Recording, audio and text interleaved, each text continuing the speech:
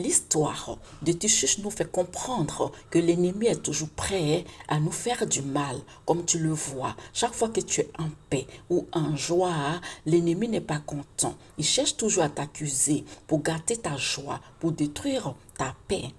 L'ennemi veut faire passer le Dieu que tu adores d'un faux Dieu, un Dieu mort, incapable de sauver une personne.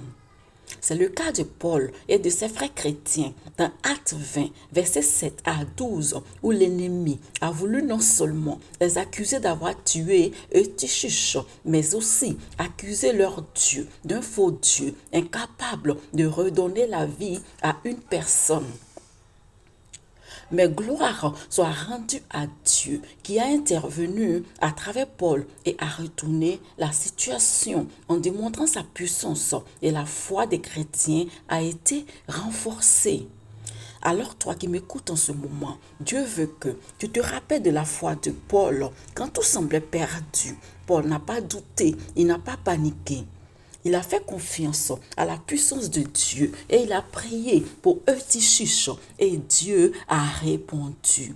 Eutychus a été ressuscité. Alléluia.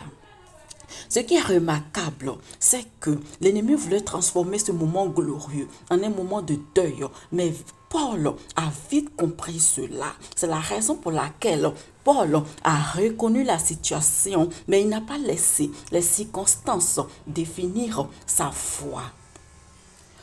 Après avoir prié pour Eutychus, Paul a continué ce qu'il devait faire. Il ne s'est pas laissé distraire par l'ennemi. Il a continué son enseignement. Il a rompu la Sainte Seine. Ils sont restés dans la présence de Dieu jusqu'au matin. Parce que Paul savait que Dieu est capable de faire des miracles.